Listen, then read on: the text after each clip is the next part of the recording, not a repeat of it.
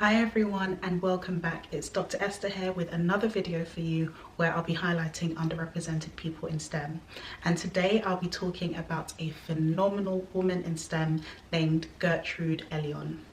Gertrude was born in the States in 1918. Her father was a Lithuanian Jew and her mother was Polish.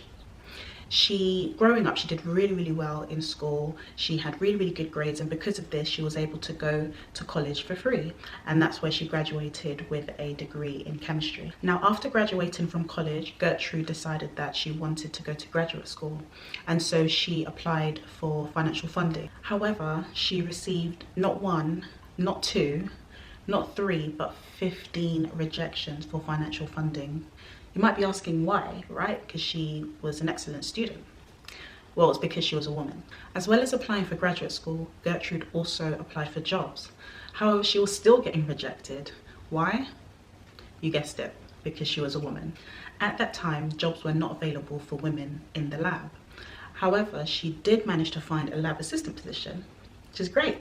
That position paid, wait for it, $20 a week. She saved up what she could from the lab assistant position, and with the help of her parents, she was able to go to graduate school and do her master's.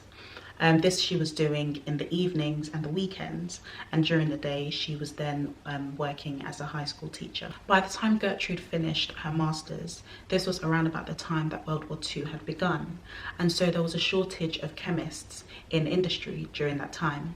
And so because of this, Gertrude was then able to take up a number of lab positions in industry until finally being offered a research lab assistant position with Dr. George Hitchings.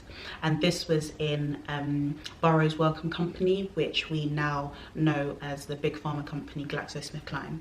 In Dr. Hitchings' lab, Gertrude was able to broaden her scientific skills from organic chemistry, which is the study of carbon-containing compounds, to biochemistry, which is a study of chemical processes that occur in living things, also immunology, which is a study of the immune system, and finally virology, which is a study of viruses. So while Gertrude was still working with Dr. Hitchings, she went on to pursue a PhD, and she was doing this part-time in the evenings while working with Dr. Hitchings during the day. However, a few years into her PhD, her university told her that she couldn't continue her PhD part-time, she would have to go full-time. And so they gave her an ultimatum. It was basically a choice between continuing her PhD full-time, and that would mean having to quit her job with Dr. Hitchings, or she would have to leave her PhD in order to continue working with Dr. Hitchings. Those were her two options. And so Gertrude made a very brave choice and decided to leave her PhD and to carry on working with Dr. Hitchings. The work Gertrude did in Dr. Hitchings' lab really set her on course for an amazing career. Gertrude worked on what we call purines. Purines are molecules that make up DNA and RNA, and so they are the building blocks for all living things. Dr. Hitchings and Gertrude, they found that bacterial cells require certain types of purines in order to make DNA. And so they hypothesized that if they were to stop these particular types of purines from entering into a pathway that cells use to make DNA, that this would stop the production of DNA and, for example, be really useful to stop cancer cell growth. Now, with that in mind, they then went on to invent and synthesize two purines, one called 6-MP and the other one called thioguanine.